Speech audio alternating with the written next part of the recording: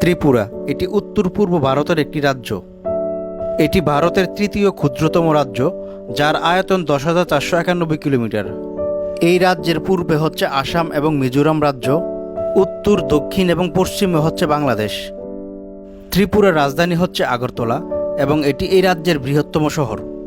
আমি আজকে আগরতলার এমন একটি জায়গায় যাব যেখানে গেলে পুরো ত্রিপুরা রাজ্য এবং ত্রিপুরা রাজ্যের যোগাযোগের গুরুত্বপূর্ণ মাধ্যম রেললাইন ব্যবস্থাটি, সেটির পুরো ম্যাপটি দেখা যাবে।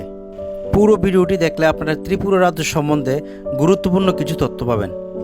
আমি এখন চলে আসলাম আগরতলার একটি গুরুত্বপূর্ণ পর্যটন স্পট হেরিটেজ পার্কের সামনে, যে পার্কের ভিতরে রয়েছে পুরো ত্রিপুরা রাজ্যের ম্যাপ। পুরো ভিডিওটা দেখলে আপনারা ত্রিপুরা রাজ্যের কোন রেল স্টেশনের পর কোন রেল স্টেশন আসে তার সম্পূর্ণ তথ্য পাবেন এবং ত্রিপুরা রাজ্য ভ্রমণে যা আপনাদের অনেক কাজে আসবে। এটা হচ্ছে হেরিটেজ পার্কের বাহিরের গেট। এটা হচ্ছে টিকিট কাউন্টার। আমি এখন এখান থেকে টিকিট কাটবো। এই পার্কের প্রবেশ ফি হচ্ছে মাত্র 10 রুপি। আমি টিকিট কাটলাম, এখন আমি ভিতরে প্রবেশ করব। ভিতরে ঢোকার পর 3টে রাস্তা থাকলেও আমি এই রাস্তা দিয়ে প্রবেশ করতেছি, যেখানে আসাম রাজ্যের পর থেকে ত্রিপুরা রাজ্যে শুরু হয়। এই হচ্ছে ত্রিপুরা রাজ্যের প্রথম রেল স্টেশন চুরাইবাড়ি। এই রেল স্টেশনের মাধ্যমে আসাম রাজ্য থেকে ট্রেন ত্রিপুরা রাজ্যে প্রবেশ করে। এরপরই হচ্ছে Dharmanagar railway station. Dharmanagar railway স্টেশনের পরে হচ্ছে Panisagar railway station. Dharmanagar railway স্টেশনের পাশে হচ্ছে জাম্পুই হিল। আর এই জায়গাটা হচ্ছে নর্থ ত্রিপুরা। এরপর সামনে রয়েছে একটি টানেল।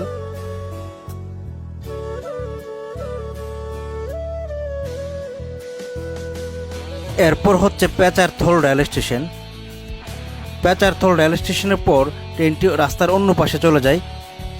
এরপর যে রেল স্টেশনটি আসে এটার নাম হচ্ছে কুমারঘাট রেলওয়ে স্টেশন।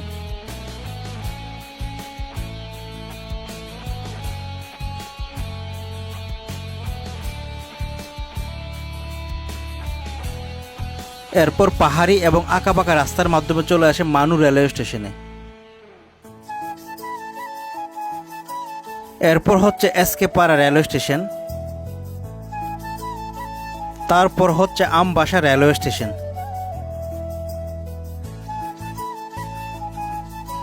আপনারা এই ম্যাপটা দেখলেই বুঝবেন যে ত্রিপুরা রেলওয়ে স্টেশনের রাস্তাগুলো কত আঁকাবাঁকা, আর এই রাস্তার মধ্যেই অনেক বড় বড় বেশ কয়েকটি টানেল পড়ে।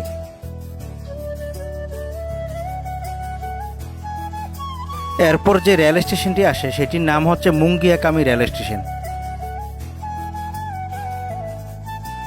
তারপরে রেল স্টেশনটির নাম হচ্ছে তেলিয়ামুড়া রেল স্টেশন।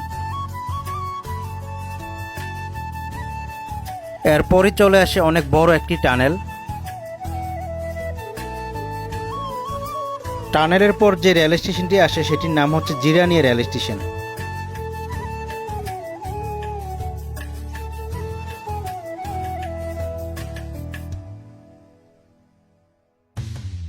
এরপর যে রেল স্টেশনটি আসে সেটির নাম হচ্ছে যোগেন্দ্রনগর রেল স্টেশন।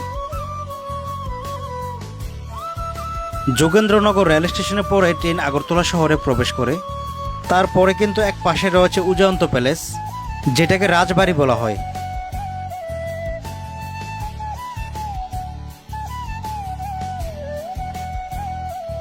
তার পাশেই রয়েছে চতুর্দেশ দেবতা মন্দির।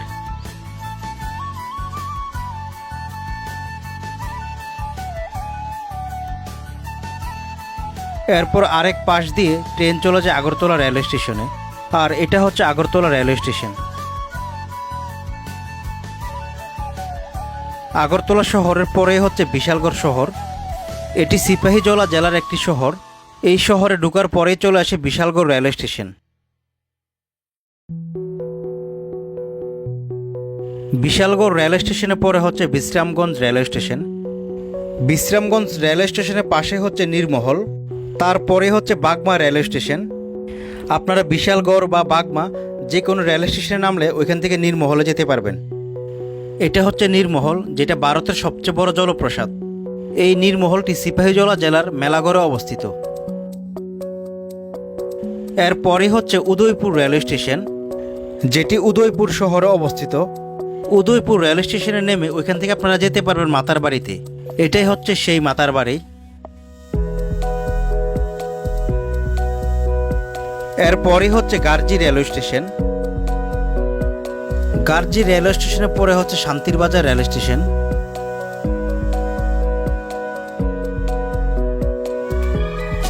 তারপরে রেল স্টেশনটি হচ্ছে ঐতিহ্যবাহী বিলুনিয়া রেল স্টেশন, যেটি বাংলাদেশের ফেনী জেলার কাছে অবস্থিত।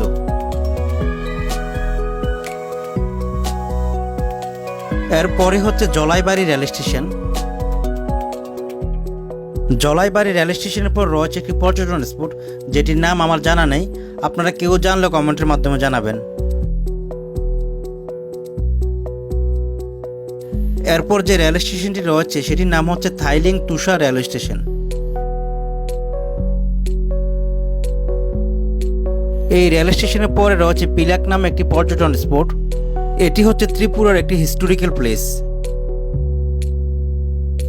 তারপরে যে রেল স্টেশনটি আসে সেটির নাম হচ্ছে মনুবাজার রেল স্টেশন। এই মনুবাজারের আশেপাশেও কিছু হিস্টোরিক্যাল প্লেস রয়েছে।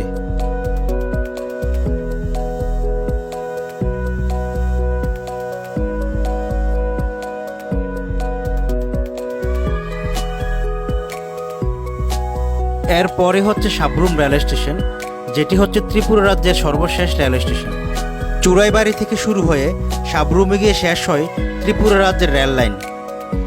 এরপর সাবরুমে আসার পর আপনারা দেখতে পারবেন মহামায়া বুদ্ধিস্ট মন্দির।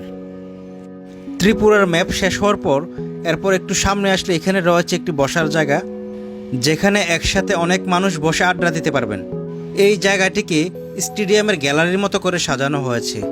এই জায়গাটি হচ্ছে একটি আশ্চর্যজনক জায়গা, কারণ এই জায়গাটিতে আসলে আমি সবসময় বাংলাদেশের সিমের নেটওয়ার্ক পাই। বাংলাদেশ থেকে ঘুরতে আসলে যাদের ফোনে ডাটা থাকবে না, তারা এই জায়গাটায় এসে বাংলাদেশে ফোন দিয়ে কথা বলতে পারবেন। তো ভিউয়ার্স, আমি পার্ক থেকে বের হয়ে চলে আসলাম। আমি চেষ্টা করলাম ভিডিওর মাধ্যমে আপনাদেরকে ত্রিপুরার ম্যাপ দেখানোর জন্য। আমার দেওয়া তথ্যে এবং ভিডিওতে কোনো ভুল থাকলে আপনারা ক্ষমা সুন্দর দৃষ্টিতে দেখবেন, আর কমেন্টের মাধ্যমে ভুল সংশোধন করে দেওয়ার চেষ্টা করবেন। আজকের ভিডিও এই পর্যন্তই। ভিডিও সংক্রান্ত বা এর বাইরে যে কোনো প্রশ্ন থাকলে আপনারা অবশ্যই কমেন্ট করবেন। সবাই ভালো থাকবেন। দেখা হবে পরবর্তীতে নতুন কোনো ভিডিওতে। আল্লাহ হাফেজ।